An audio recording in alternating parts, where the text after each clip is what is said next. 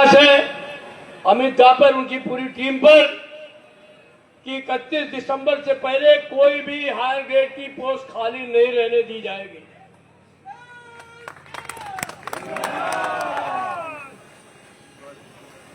ये मैं क्यों कह रहा हूं?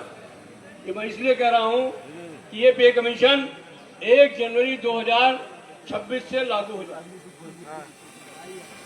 जो लोग 31 दिसंबर तक प्रमोशन ले लेंगे उनका फिक्सेशन हायर ग्रेड में, तो कोई भी पोस्ट खाली रहने न पाए, ढूंढिए कहीं भी हो, उसको भरवाइए। इन किन प्रकार जैसे भरी जाए, शराफत से भरी जाए तो भी ठीक है, और अगर शराफत से नहीं भरी जाए तो थोड़ा सा शराफत का चोला उतार करके भी भरवाने का काम करो तो ठीक रहेगा। क्योंकि जिनको भरना है उनको फिक्र नहीं है, हमको भरवाना है इसलिए हमको फिक्र। अभी कार्डर स्ट्रक्चरिंग का मामला है, अभी मीटिंग बुला ली है उन्होंने। हमारी बड़ी जबरदस्त डिमांड है पे कमीशन के सामने, अपने कार्डर स्ट्रक्चरिंग के सामने। हमने कहा है कि अब की बार हमारे जो ट्रैकमैन साथी हैं उनको आपने 4 ग्रेड स्ट्रक्चर दिया है, हमारे कहने पर आपको आने वाले समय में इन्हीं ट्रैकमैन साथियों को 4200 का भी ग्रेड पे देना होगा। इसी कार्डर स्ट्रक्चरिंग में हमारी डिमांड है। हमारी मांग ये भी है कि पॉइंटमैन साथियों को 4 ग्रेड स्ट्रक्चर देते हुए उनको भी 4200 देना पड़ेगा। तमाम टेक्नीशियंस हैं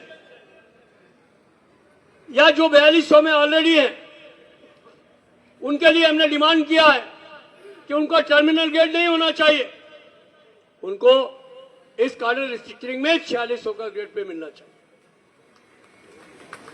क्योंकि वो 4200 में पड़े रहे इसका कोई मतलब नहीं है।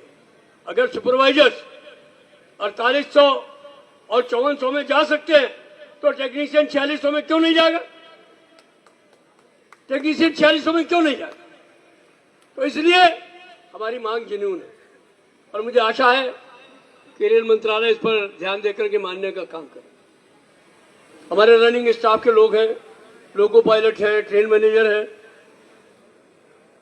पैसेंजर ट्रेन चलावे तो 4200, अगर वंदे भारत चलाएं तो 4200,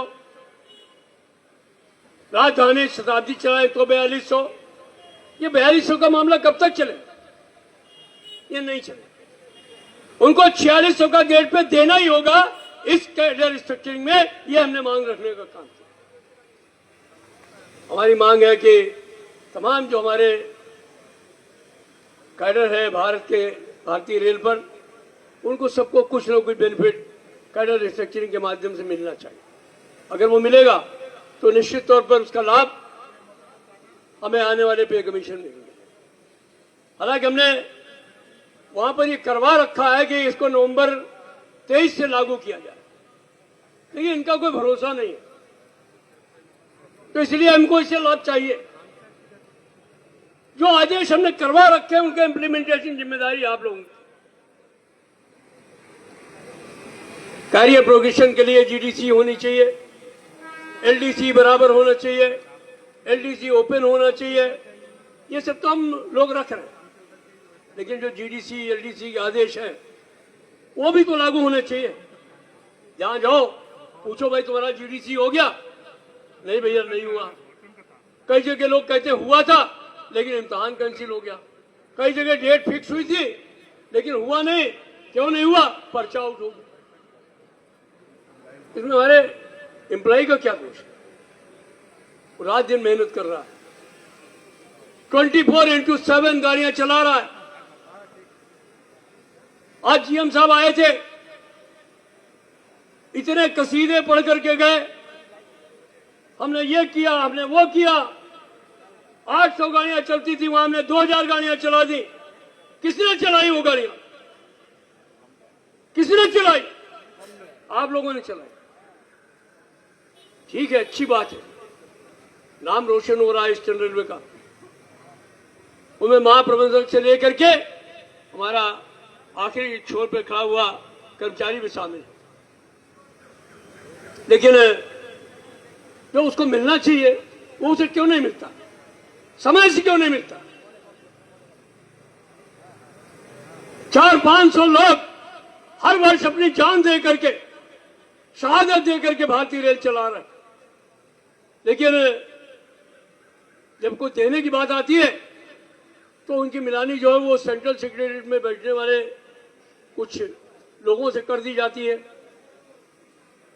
जो अगर एसी नहीं चले तो उनको पसीना आने लगता है, चारों में बिना हीटर के नहीं रह सकते हैं।